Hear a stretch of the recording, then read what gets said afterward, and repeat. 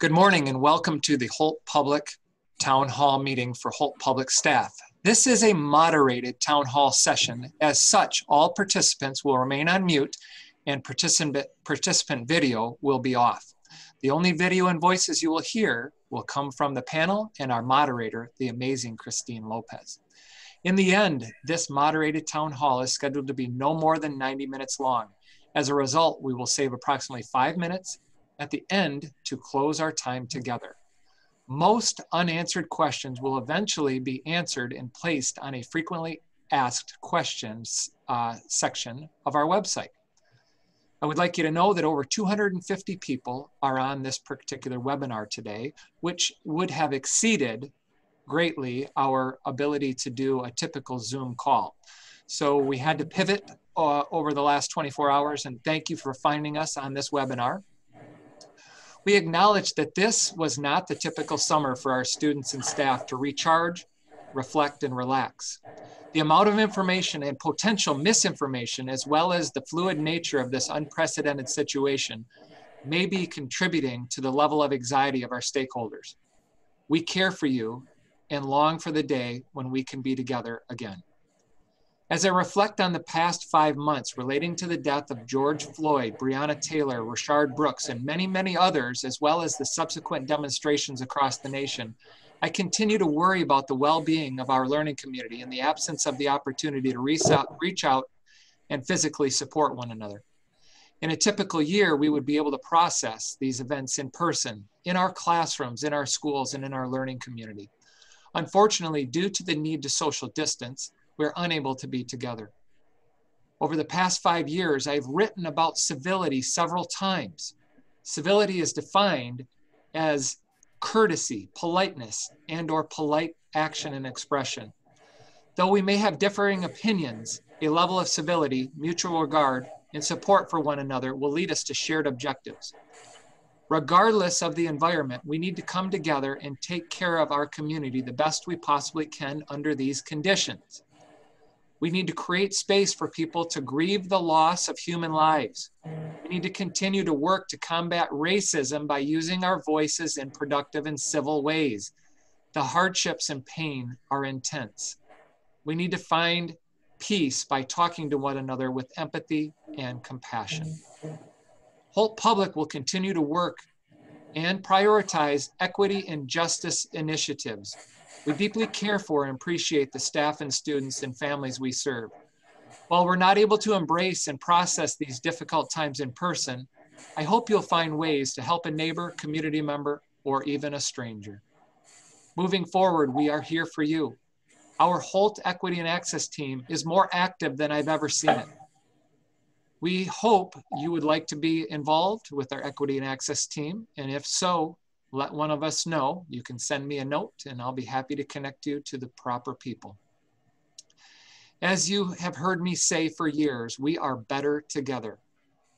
On July 27th, the Board of Education accepted our recommendation to begin the year remotely.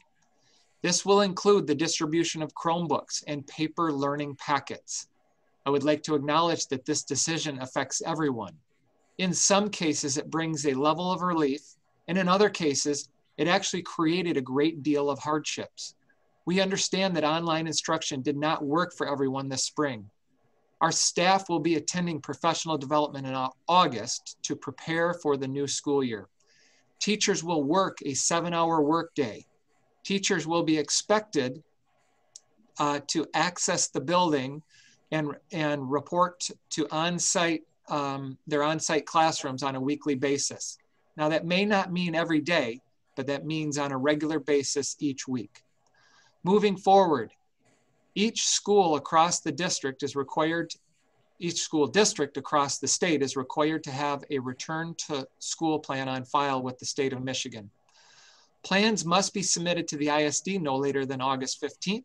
Each return to school plan must be approved by the Board of Education.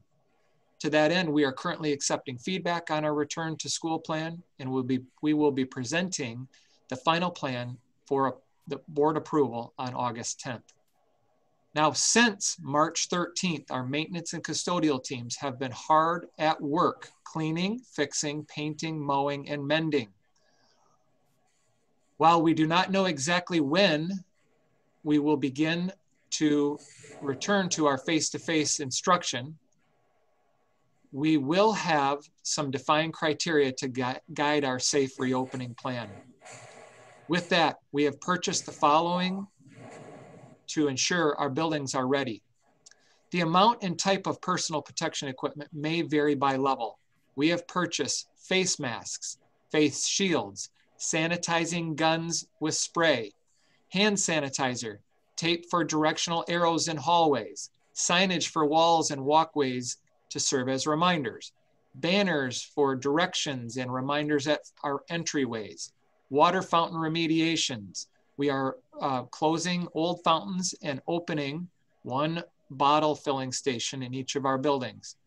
We are investigating adding high velocity fans to move air in our buildings, working to make sure our windows and HVAC systems are properly functioning to move air accordingly.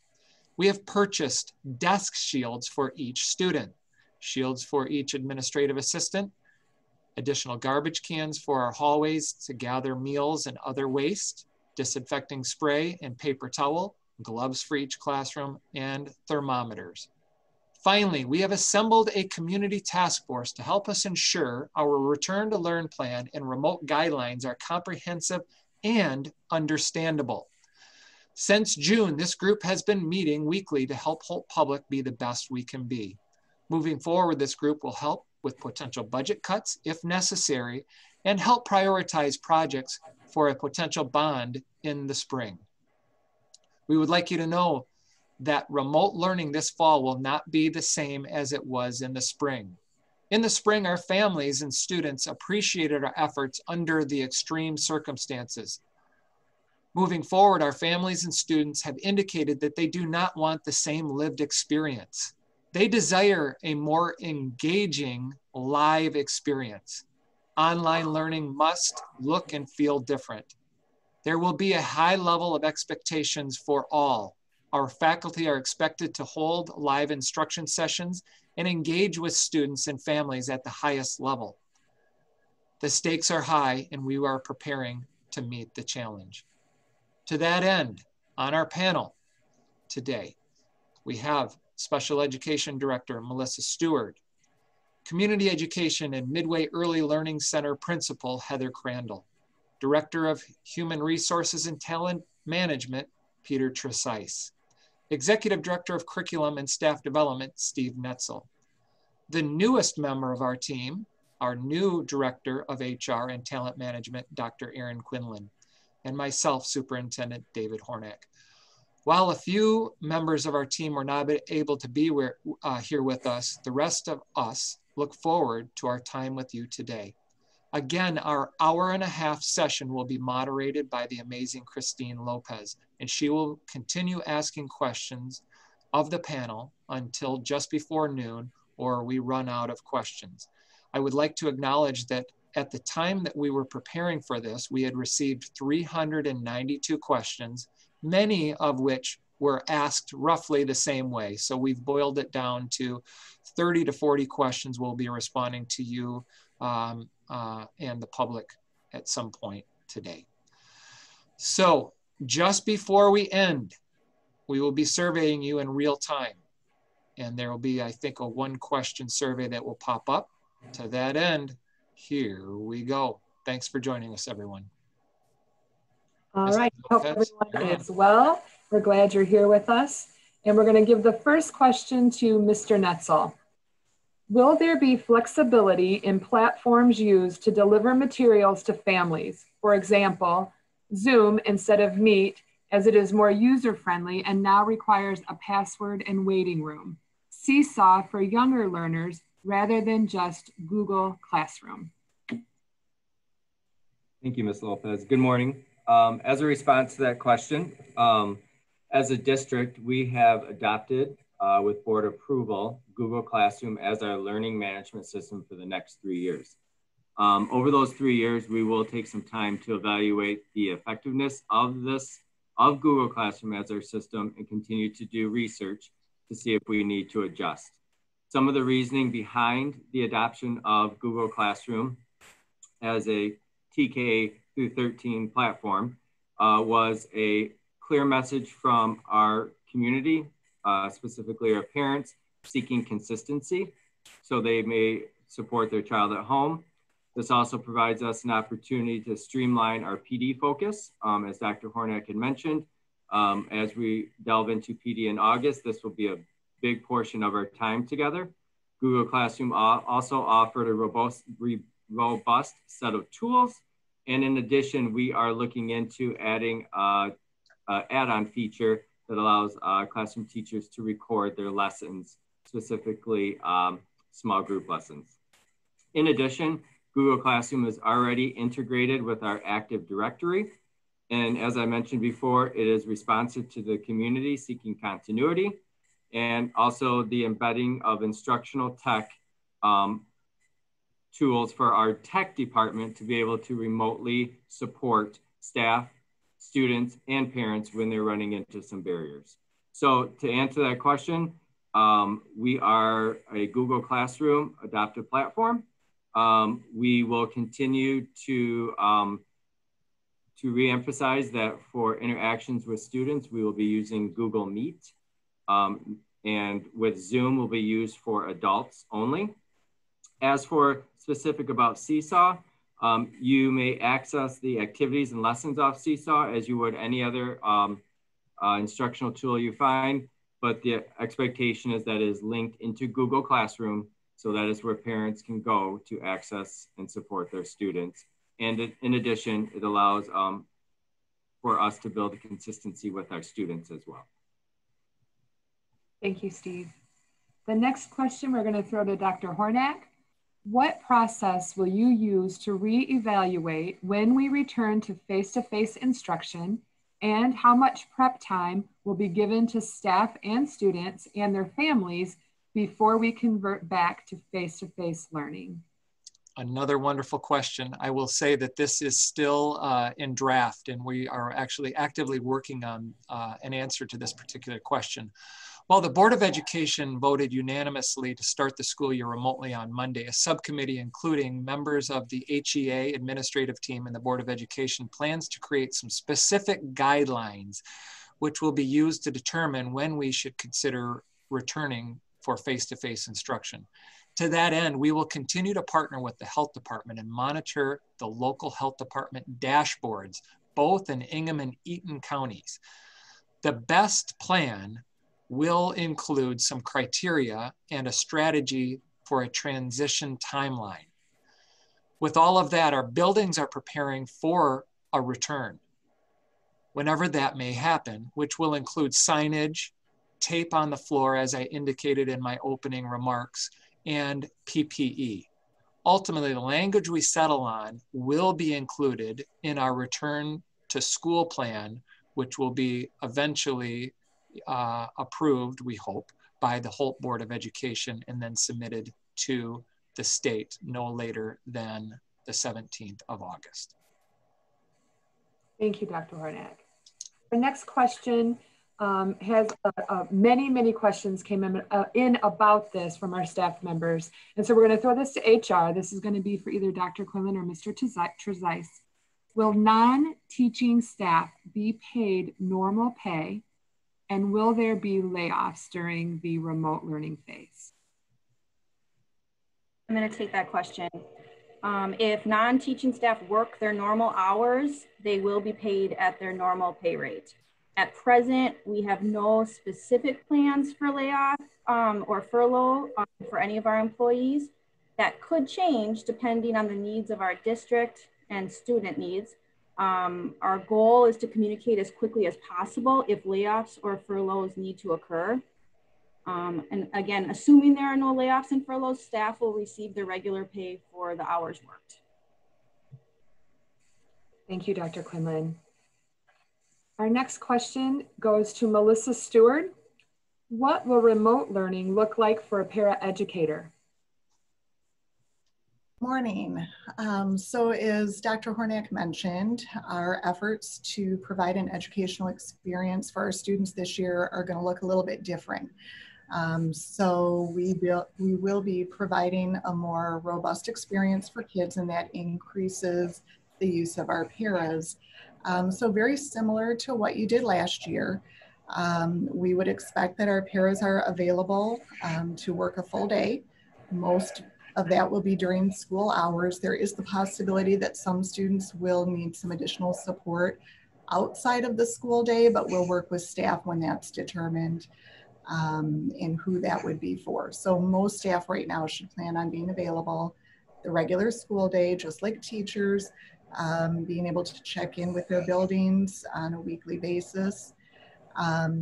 We know that there's going to be a need for some additional training as well. So you will still have your 4 hours of prep time before the start of the school year to work with the teaching staff, to learn about the students that you'll be supporting and work on developing materials, as well as some technology related training so that you're better prepared to support students remotely.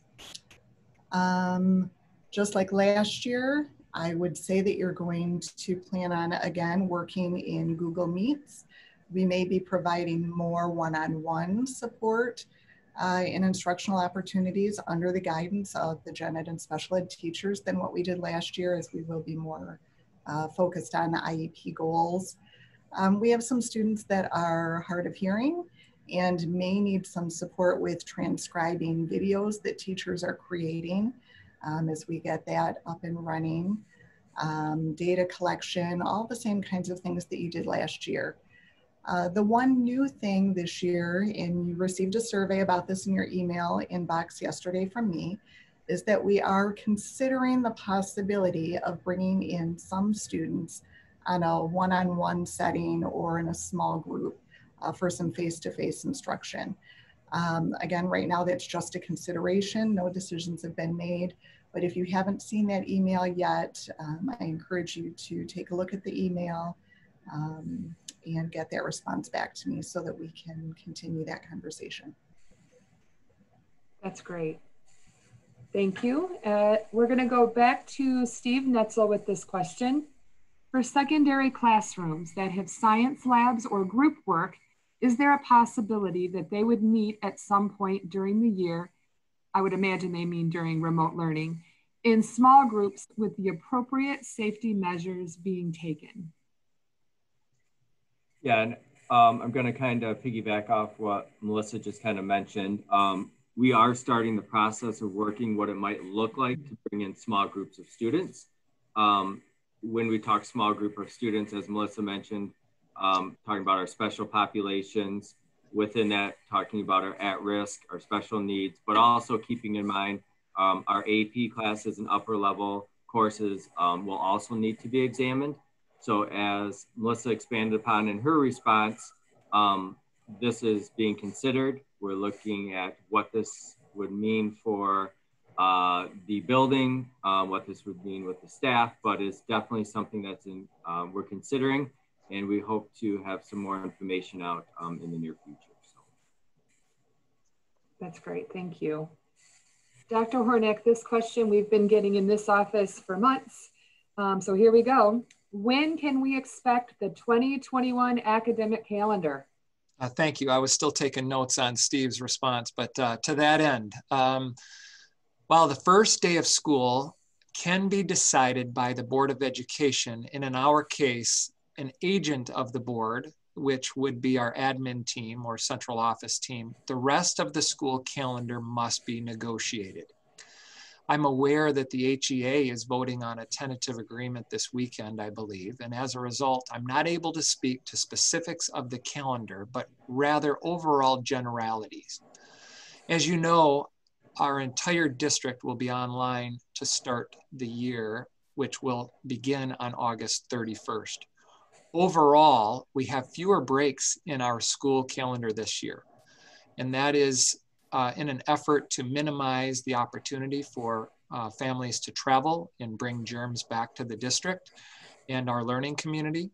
The official public release of the calendar could be ready as soon as August 10th, following our next Board of Education meeting.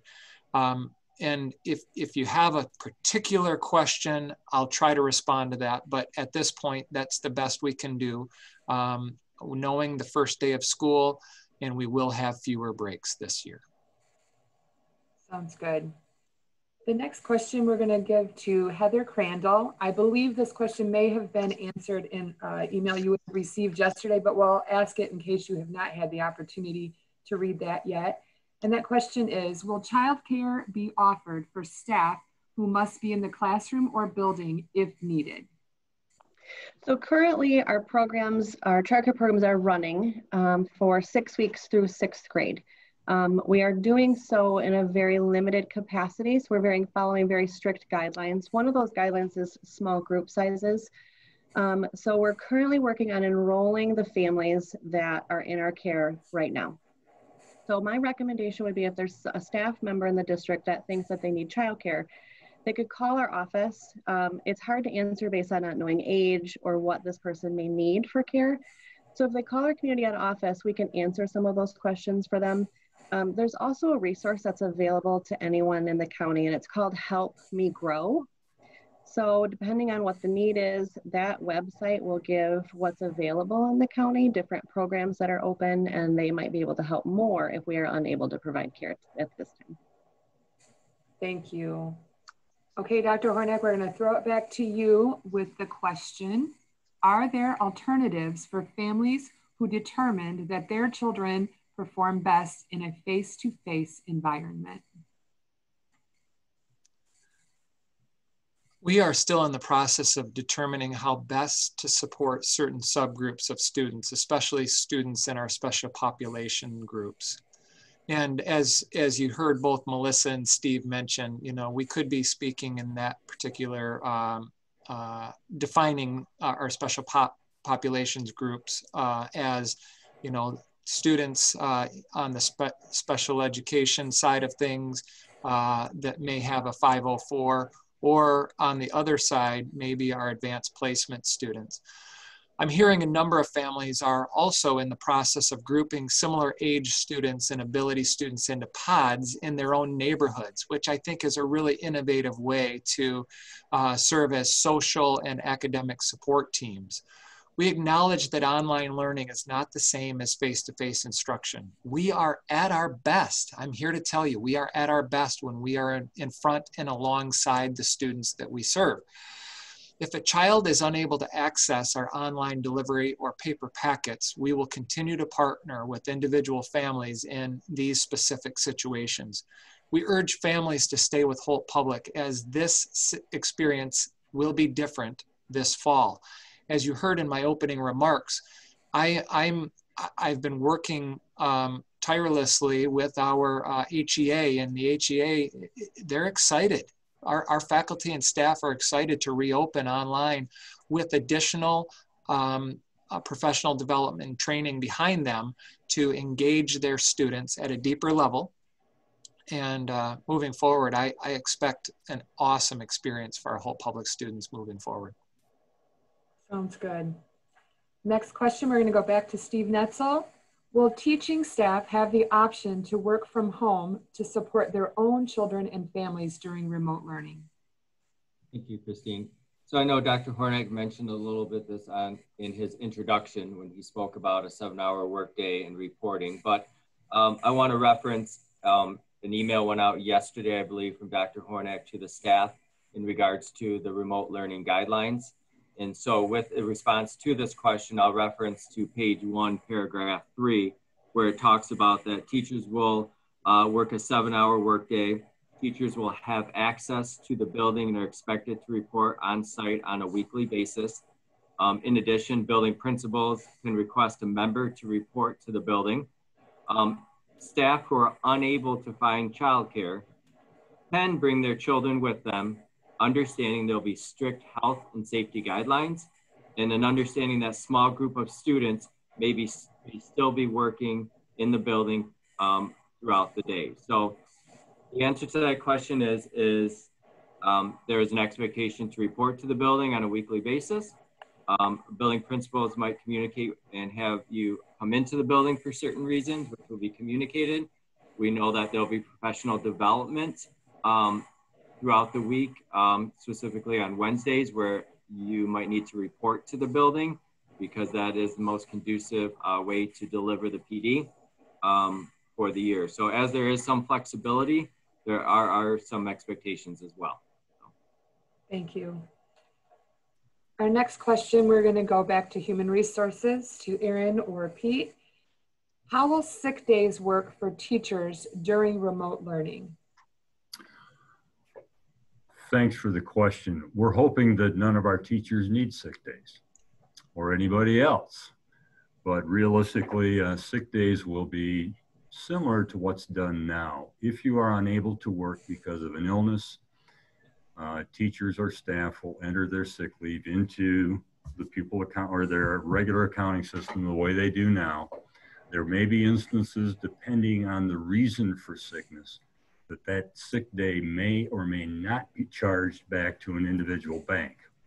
There's some federal programs that provide some protections for people that traditionally did not have sick leave. Those will apply to our staff in those situations. So while you may put in a day of sick, it may, after we find out the reason for it, be credited back to your account. If you need to be off work or are not available for work for other reasons, then your personal days can be used. It should not be a major difference than what you've seen in the past, and we'll try to follow that as clearly and consistently as possible. And also there are some restrictions possibly in your master agreements, depending on what your bargaining units. Those we will apply accordingly. Thank you. The next question, we're going back to Dr. Hornak.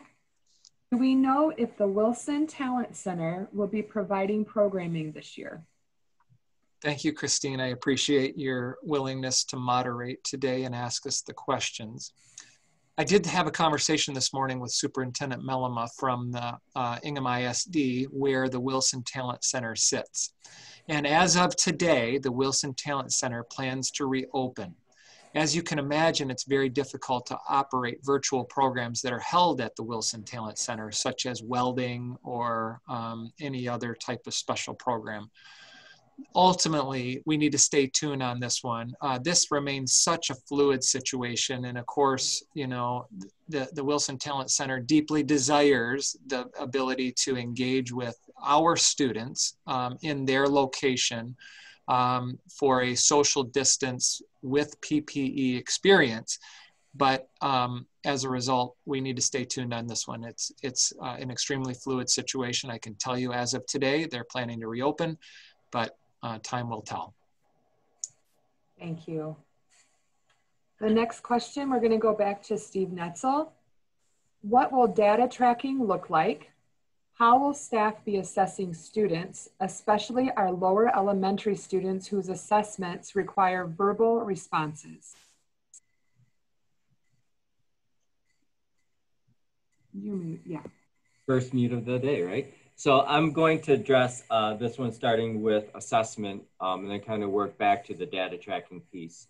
For staff that have access to their email or will eventually get there, I'm going to reference to page 7 of the remote learning guidelines. And on page 7, there's a whole separate section that talks about assessment. And this piece is much more robust and extensive than it was in the spring. And so I would like to kind of highlight a few things that are within that learning guideline that I think will answer this question for our staff. I think it's important that as we move through remote learning, we acknowledge we have to increase our flexibility around our modes of instruction, as well as our modes with assessment. We want assessments to be low pressure. We want to provide many opportunities for students to show what they know. All feedback should emphasize learning rather than only providing a score or a grade, with the goal of showing progress towards the learning target itself. In other words, written feedback should accompany a score on collected assignments and assessments, and potentially accompany no numerical score at all. staff will want to assure that they're collecting ongoing formative data regarding the student's ability on the learning target with the intention that there is a summative assessment to follow, as well as there's an expectation that the students will receive a proficiency and or a grade for that standard being addressed. As far as the piece about lower elementary students, I think we have to think outside the box more than we ever have. When we're considering our live instruction, whether we're pulling small groups, using those opportunities to do quick snapshots of where students are at, where their proficiency is, knowing that when it comes to a summative assessment, there could be other factors that play into the outcome of that assessment itself. So keeping that in mind, as we've talked about many times, this is not the spring. You know, we were put in a place where it was very clear to our students, unfortunately, that the grades they had as of March 13th were the grades. And the game is different. And I believe that as we communicate that with our parents and staff, or our parents and students, which I will do this evening when we have our community town hall, that it matters. And so, you know, there will be exams 7-12. There will be conferences to most likely remote, right, with families to talk about how students are doing. I also want to say that as we continue the learning around Power School, which is still a goal for the fall, I'm really excited about some of the features that Power School offers, where we are able to provide our parents a quicker snapshot of how kids are doing through a progress monitoring tool that is aligned to the standard. So to answer that question, I see our data tracking looking very similar like we've done it in the past. We're just gonna have to think outside the box as it is done remotely, and more importantly, being flexible with where our students are at developmentally with assessments. Thank you. The next question, we're going to go back to human resources. I think Dr. Quinlan, you're taking this one. If I am laid off and I have to reapply when we return to face-to-face instruction? That's a great question. If we reach the point where layoffs or furloughs are necessary, current staff members would not need to reapply. The district will reach out and offer recalls on an as-needed basis and pursuant to any collective bargaining agreements. Perfect, thank you. Next question we're going to send to Melissa Stewart. How will 504 plans be updated and communicated to the teachers? So this is another transition year, similar to what happened a couple of years ago when we moved our IEPs over to Illuminate and out of Skyward. So beginning this fall, 504 plans will be created in Power School. I believe there's an indicator in Power School that will turn on when there's an active 504 in the system, and staff that have a student with a 504 should be able to see the document in Power School once it's there. However, this is that transition year, so not all students will have a 504 in Power School yet, certainly. We still have some training, in fact, to do. So at this point, I would ask that you refer to your building 504 coordinator, which in most cases is your building principal, although K6, it could be your dean, and at the secondary, it could be the counselor, who can provide a more detailed response for what that process will look like while we are moving through this transition. Thank you. Dr. Hornak, we're coming back to you. What did you and your team and the board consider when deciding to start the year with remote learning? That's another wonderful question. You know, the safety of our students, staff, and learning community continues to be a priority for us. At the time of our board meeting on Monday, we analyzed the criteria established by the Department of Health and Human Services. And at the time, our region was transitioning out of a high-risk category to a medium/high-risk category. We also analyzed the governor's criteria and the current phase we're assigned to in our region. as well as the Ingham County Health Department dashboard. There's a wonderful dashboard on the Ingham County Health Department. You can drill down to zip codes and you can really see where particular communities and sub-communities within a county are at with this particular COVID-19 virus, as well as the Eaton-Berry County Health Department website to help influence our recommendation and support our move to the remote start. This was not an easy decision, folks, and this was one that, again, the safety of our student, staff, and learning community took the priority, but it was done with a great deal of thought and analysis of the current data that we could actually get our hands on. So, good question, and this is not easy. Absolutely not. Thank you. We're going to go back to Steve Netzel.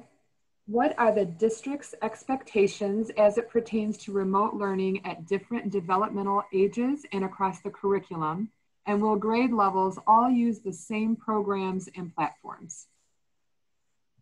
So I will reference back to part of, I believe it was question number 1 is, as far as platforms, it will be Google Classroom. So the explanation that went back to that question. I will reference, I believe it's on page 6 of the remote learning guide as well. It talks about the suggested average daily time that we should expect, and we will communicate to our community that students should be interacting in some fashion around the core instruction, around electives, specials, independent work. So again, we have that chart defined, and there went some research through Michigan Virtual, a clearinghouse to develop those numbers. And I believe actually the numbers are a little more robust than they were in the spring. For example, 9th through 12th is about 5 hours is the expected. Now, to be clear, that is not live instruction for 5 hours. That is kids engaging in their curriculum for those 5 hours. And so there's different pieces to that. The second part talked about, I believe the question you asked was about the programming. All grade levels, and actually this work has already started, and it feeds off a little from the spring, is all grade levels and content will have identified priority targets and a clear scope and sequence. We discovered from the spring, as intentional as we were with our instruction around specific targets, we landed in very different spaces with what students experienced when the school year ended, meaning whether units or chapters or targets were not covered in general. So we're going to be a little more specific with that. In addition, staff will have access to the grade level scales to help inform their next instructional move, which falls into that. If a grade level content has an adopted program, that is where the teachers begin digging for resources. That has been the process in the past, very similar to the classroom. We start from our resources that were adopted, Amplify Science, Reading Street, Go Math as some examples. And again, I encourage you also to look on page 5 of the remote learning guide. And it provides a little more detail than what I just explained. So, great, thank you. We're going to go back to human resources, and I believe, Pete, you're taking this one. What is the expectation for staff that have children at home as far as daycare during the hours they are expected to be providing instruction? That's a great question. We do expect our staff to perform the duties of their job completely. We have built in the flexibility for the instructional time to allow teachers, parapros, and others to determine what's the best time to provide the educational services. Now, there will be a schedule required from every classroom teacher weekly saying between these hours and these hours, I may be doing live instruction, or I will be having office hours, or I will be doing such and such. But we do expect you to be able to perform those functions. The flexibility is designed to allow you to monitor your children if they're at home. We've provided the flexibility that allows you to bring them into your classroom if you are in the building. But we will try to work with you, but at some point we do need this to be delivered to our students in the community. Thank you.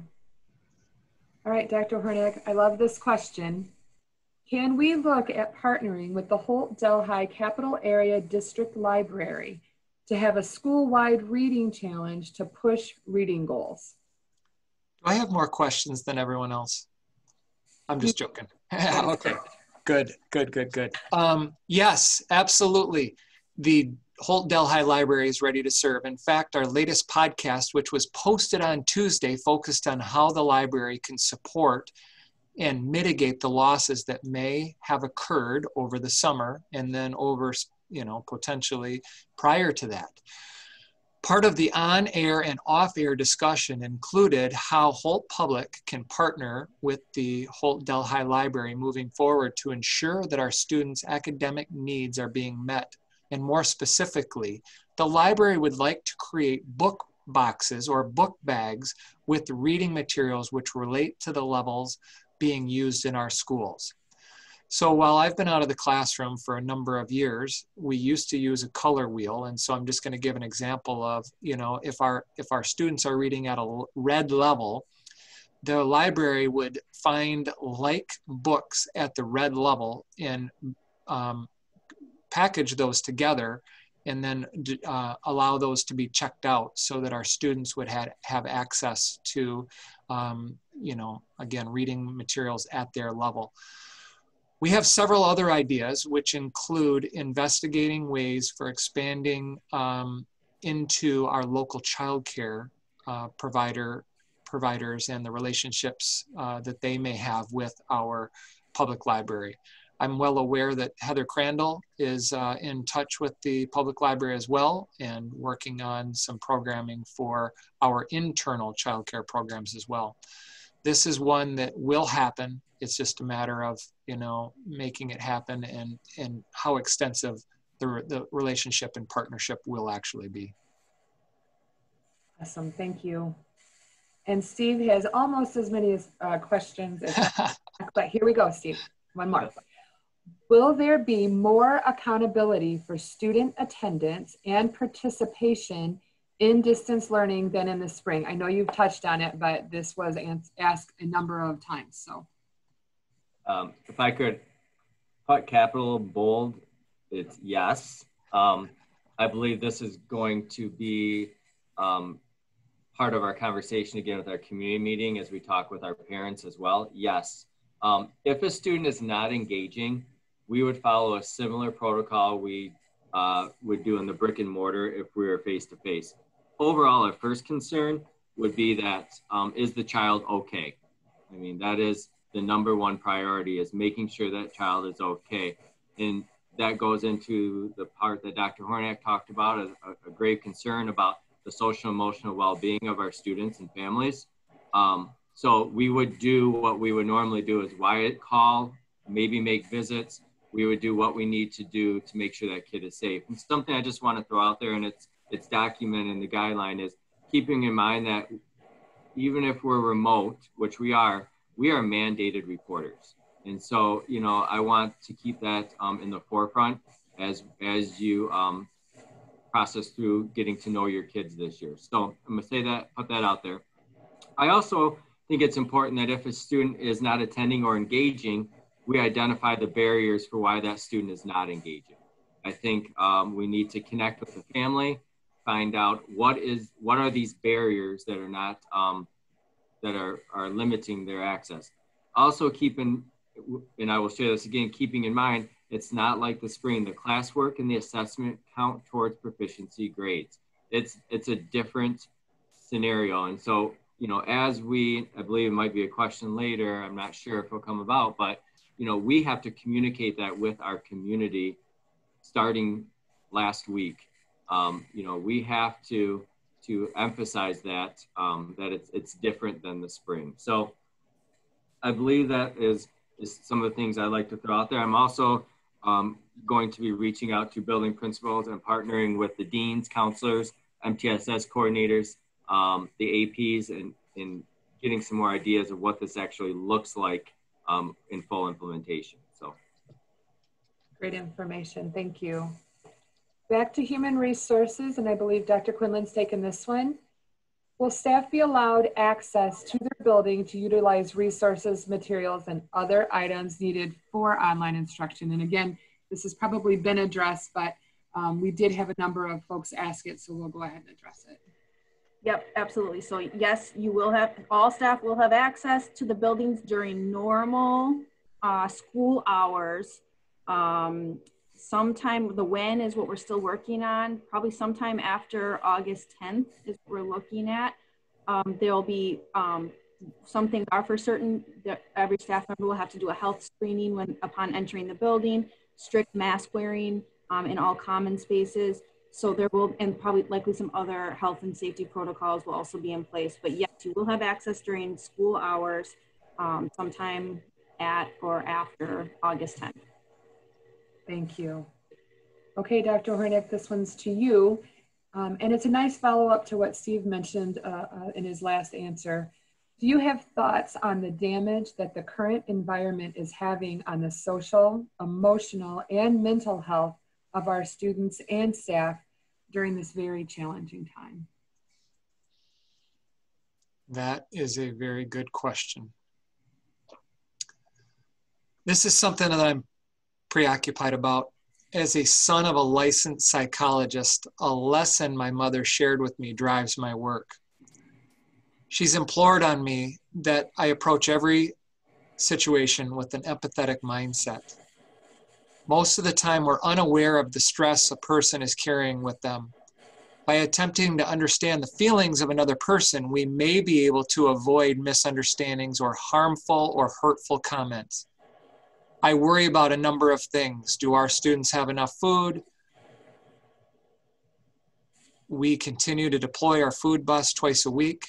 We have coordinated food pickups twice a week at the First Presbyterian Church, and we've helped install 6 little free pantries across our learning community. Day or night, access to food is available. Unfortunately, not all households are functional. We also have a very large homeless population in Holt. Over 150 students are considered homeless. That doesn't mean they don't have a roof over their heads. It means that they technically don't have a residence that they can call home. They may be living with a relative or a community member. I continue to worry about the well-being of our learning community in the absence of physically reaching out and being able to support one another. In a typical year, as you've heard me say over and over and over, we would be able to support one another in person in our classrooms, in our schools, and in our learning community. Unfortunately, due to the need to social distance, we're unable to do that. This is hard on all of us, and that includes the staff. I mean, I'm just here to tell you, we hope to have some additional mental health supports available to all of our stakeholders moving forward. In fact, a couple years ago, we convened a crisis intervention team to support our students and staff. I'd also like to promote that there are 3 important resources for all of our stakeholders to consider. There's something called Headspace for Michiganders. Headspace is a science-based meditation app that helps everyone reduce stress. And that can be found at headspace.com/mi.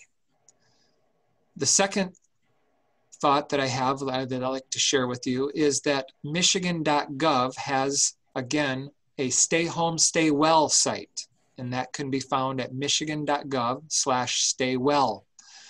And they are providing a variety of emotional and mental support resources we can all use without leaving home, which include videos, guides, and a text line for those who are seeking help. And finally, Michigan has an emotional support hotline. If you or someone you know is feeling emotionally distressed, there's a confidential emotional support counseling available 24/7 at no cost to Michigan residents. The counselors have received specialized training from the Substance Abuse and Mental Health Administration's Disaster Technical Assistance Center. To access that hotline, I urge our stakeholders to call 1-888-535-6136 and press the number 8. again, folks, this one is weighing heavily on my mind. And I just want us all to approach every situation moving forward with empathy.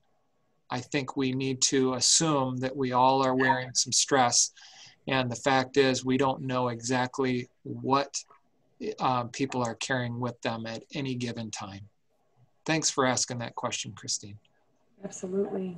Also, the Calm app is one that I've used with students and staff. So check that out. Calm, C-A-L-M app. It's amazing. Super. Okay, we're going back to Steve. How will Count Day work? So this is a hot topic. I know in Ingham, but I'm assuming across the state, you've heard other districts announce return dates.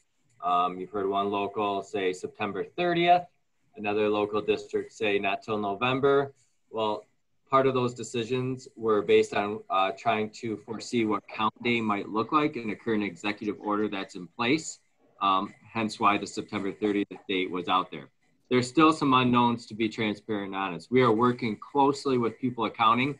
Holly Scott is consistently reaching out. We're working with our ISD. We've connected with our auditor. We're connecting with other districts to hear their plan. So we're still learning more. But once we have identified some of the pieces we need, there'll be some clear protocols that need to be shared with staff and processes, along with some instruction about how do we keep attendance and how do we prepare if we're in remote for count day. So keep in mind, no matter what, we will still have students in remote during count day because that will be a choice that they make. Some things out there as well that are will have implications on this is there's bills being thrown out there or waivers to use the 1920 student count for 2021. There's a waiver out there, conversation about instructional minutes. There's a waiver out there around attendance. So this is a topic that we are on. And once we know more, we will communicate to our building principals and staff what are the expectations in order to meet the requirements that are put upon our district. That sounds good. Okay, this one's going back to HR. Again, I think we've covered this a bit, but we had a lot of questions surrounding this, so we'll go ahead and address it again. And Pete, I think you're up. Can we conduct our remote learning instruction from our classroom if social distancing is practiced? I'm having some sound troubles. Can you hear me? Yes. Okay. Simple answer is yes, but it's not quite that simple. In our current phase 4 status, we are electing to go remote for the safety of our students and staff. If the governor put us on phase 3, then we are mandated to be remote. Whether that allows us to have teachers into the classroom to provide teaching remotely or not will depend a little bit on what kind of executive order might be related to that and the return to schools. I don't anticipate that happening, but we do have to understand that it could happen, that systems will change because of changing pandemic conditions. But simple answer is our goal is to allow as much flexibility as possible for our teachers. And if they feel comfortable and feel better supported to work out of their classroom, it will be available to them. That's great information. Okay, Dr. Hornak, are there plans to promote a sense of community and positive feelings for the students and staff during the remote learning phase? I still think I have more questions than everyone else. You do. Okay, all right. Let's just make that known. Yes, as I mentioned in my opening remarks, we have assembled a community task force of approximately 65 members of our learning community. As we were ending our most recent meeting, several members of our task force highlighted the deep appreciation for the work that has occurred this summer and will occur in August leading up to our first day of school. In addition, we plan to showcase the positive on social media as well as in video format on our YouTube channel.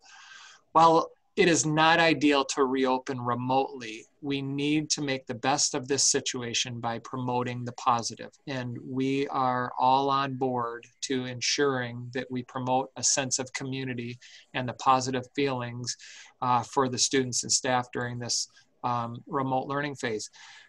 I can't say this enough. This will not be easy. This is hard on all of us. But if we take that positive mindset and we move that forward to imagining the opportunities rather than what is not working all the time, just think about what that would do for our entire community. We are modeling, whether we like it or not, day after day for the children and the students around us, and my own children. They're watching us every single day. And if we walk through the world through rose-colored glasses, which most of you know I do, I just wonder, if we all looked at the world that way, just, what that would mean for all of us. So. Thank you. Steve, this one's for you, and we had a lot of questions about this. Will there be paper packets for learners who choose to have one?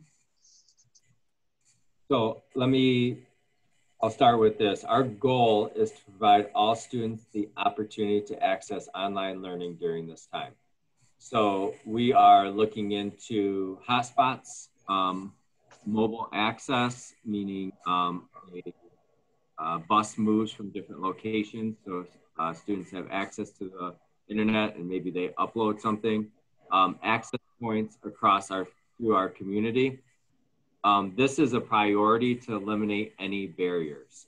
And as we maneuver through the spring, we had a little over 220 students receive packets. It might have been more than that. What we do know from the paper packet process, and I know it's not the spring, but we had very few packets returned. So that does not mean that the students did not do it, and that does not mean that the teachers did not provide feedback to the students around those paper packets. But I worry that we're not able to provide such a robust experience. With that said, I do want to honor that online learning might not work for some kids. And so as we process through this, we need to be flexible, but also I think we need to identify the true barriers for why a child cannot access that online component. We are thinking that this could fall into our category of special populations. So students that are requesting packets, after we get through the reason why, there might be more to the story. And this might be an example of a small group that might enter our building and receive some instruction and or toggle back and forth between some small group instruction and on a computer. Again, we have a lot of work and investigation to do with that. At the end, if a paper packet is needed, it will be provided from the building level. And we need to have some more discussion as a admin team and working with our staff about what that looks like as well. So again, our goal is to eliminate all the barriers, but I believe at the end we'll be having conversations about paper packets. Thank you. All right, Dr. Quinlan, I think this one's for you. Are there resources available to keep staff engaged and motivated? In addition, are there resources for staff dealing with high anxiety or mental health issues? That's a great question. So we are hopeful the professional development the district and buildings will offer all staff prior to school opening will allow for engaging and dynamic conversation related to the remote learning. Since the buildings will be open for staff, we are also hopeful that collaboration and support will occur that way as well, just obviously through safe means, but just trying to organically have some of that collaboration come back that some of us miss so much. In addition, to answer the second part of the question, in addition to Dr. Hornak's thoughtful response and resources related to staff well-being, we are exploring opportunities for staff to engage in virtual or in-person training that would maybe be optional related to stress management, mental health, self-care. So we are focused on that, and that is a priority for us. That's great. Thank you. Dr. Hornak. have you reached out to any online universities and schools to find out what some of their best practices are regarding teaching students online and how to keep them engaged? Yes, the answer is yes. And I need to step back and just share a couple of things that relate to the opening remarks that I failed to actually include. Throughout the summer, we have had teams assigned to the regional reopening team. It's called Education Reimagined. And we have 5 counties placed into our region. And we've had people from Holt Public sitting on those committees. In addition, we did have a contributor to the governor's return to school plan. But to that end, during those regional meetings, principals operating virtual schools were a part of that task force, and they shared their best practices.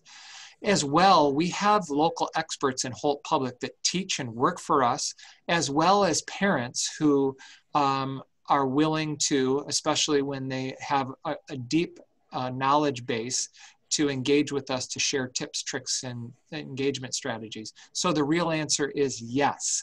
The intermediate school district is tailoring professional development based on the needs of our local school districts. Across the county, the bulk, and it might be all, districts are planning to use Google Classroom.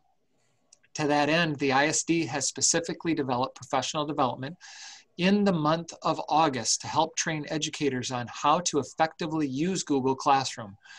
And then, as I have mentioned, we have engaged conversations with a local virtual educator who is an expert in this area, with the hope to offer some Holt Public specific training on the use of Google Classroom and student engagement strategies. So that's a big yes. As I'm going to take a little note out of Steve's playbook, capital YES exclamation point. Sounds good. Okay, we're heading back to Mr. Netzel. How will secure testing be conducted? So I'm not sure, Ms. Lopez, if it's referencing to state or local. And either way, I will be open and transparent. We have some more thinking and investigating to do with this. Makes me think of the groups, small groups possibly coming in, but I think we'll have to define some clear protocols of the why. Why does this group need to come in for an assessment? But I believe to open that we working with teachers will be the important part in thinking through and developing multiple ways to show mastery on the targets. Again, I know I've used this word a few times, but to be flexible and open to alternative ways to assess our students. So, you know, as I'll work with Jess and we'll work with our building principals who will be working directly with the classroom teachers. There'll be more to come, but this is something we definitely will want to consider. And yeah, I guess that's my final thought. Sounds good, thank you. Our last question is for Human Resources, and I don't remember if I'm with Dr. Quinlan or Pete. I think it's Pete. How are you expecting the child care program to stay open, yet place the other HPS programs in remote learning? The child care staff are around kids who cannot wear masks or grasp the concept of social distancing, but the older students who can do those two things are able to stay home and their teachers are protected. If it is not safe for other programs, why is it acceptable for the child care workers? That's a real good question, and I understand the concern. To expect or to see consistency in the way various organizations are addressing this medical emergency, it just isn't there. The simple question or simple answer is the child care programs are akin to a private business. It's regulated by the Department of Licensing and Regulation of the state. They have their own rules. They have their own regulations. It is not a service that must be provided by a school district. The school district, and that includes GSRP, are governed by MDE. There are requirements to provide services to all students within the area. Laura has implemented reductions in class size, stringent rules, and a lot of other safety precautions, which may or may not be acceptable to our employees or to our ongoing child care program. But if we wish to continue that, we have to follow those guidelines. If we were to put our classes back in person instruction, we can't limit necessarily to no more than 10 kids in a classroom. We can't refuse students that need space. We can't downsize to meet the safety requirements, and we can't upsize to have the safety requirements. So it's a different organization, it's a different structure, and there's different demands. The school district, when they decided that child care programs could reopen, when that was decided at the state level, decided to let Heather and child care open to see how it's working. So far, it seems to be going well. At some point, if it becomes based on experience in the county, state, a decision may be made that we can no longer safely provide this service. We are monitoring, I know Heather's monitoring it on a daily basis. We're watching what goes on, and at present, we feel it's safe to provide this program with the limitations that are placed on it. That is always under review, and if the situation changed, so will the provision of childcare. Thank you. I'm sure they appreciate that. We did have a number of folks from childcare send questions regarding that, so I appreciate that. And I understand exactly why they're concerned, because it looks like we've got double standards, and in fact, we do, because we're dealing with different organizations and different structures that we have to follow. Yes. All right, that wraps up the questions, Dr. Hornak, so we'll let you take it away. Thanks. I just want to quickly just mention how much I appreciated that thoughtful response, Pete. It is somewhat confusing to our public. In fact, much of the work that we do is somewhat invisible to our public. And there's an assumption that we're no longer enrolling kids because we're in a shutdown. That's not true, folks. I need your help to help our public understand our enrollment office is open. I can tell you with confidence that this has not been the summer that we all thought it would be after a really stressful spring. This continues to be a stressful time in this district and across the state of Michigan and nation and world, by the way. I'd like to thank the panel.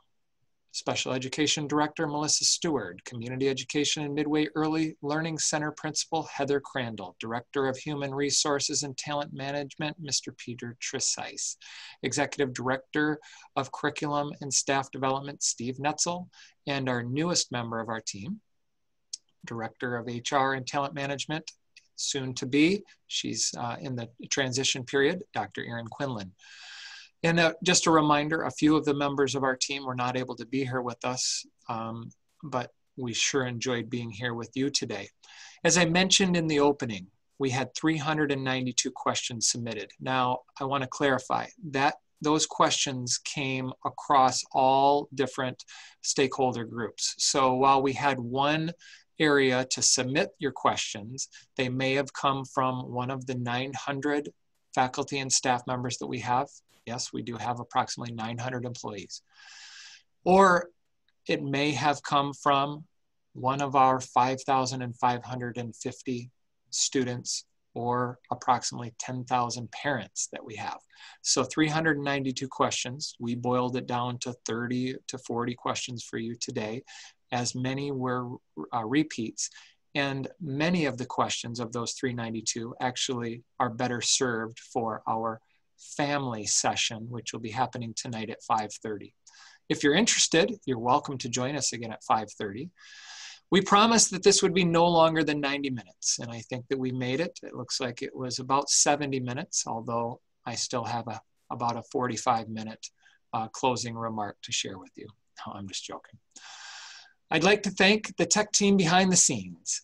And that is Mr. Kevin Gelbreth, our tech director, as well as our moderator, Miss Christine Lopez. She did a wonderful job sorting through the questions, assigning the questions, asking the questions, and really getting us all organized. We hope you found this town hall session to be helpful. There's nothing easy about this work. This is hard work as it remains such a fluid situation. With confidence, I can tell you that those who have been working on the Return to Learn plan and now remote guidelines have one goal in mind. It is to prepare an understandable document that will ensure that teaching and learning can and will occur to the greatest extent possible. I have extreme empathy for the work that I see on a daily basis, and I would like to pay the highest compliment to all of the stakeholders who have worked tirelessly to help prepare for the 2021 school year. There's no place I'd rather be than here serving you and our learning community. The work I see daily is impressive, even though it's often very invisible to the rest of our public. I believe we're going to be posting a one-question survey. If that is still in play, Kevin, can you release the poll? Thanks everyone for joining us today. I appreciate you. And think about checking in at 5:30 with us if you're interested. Take care.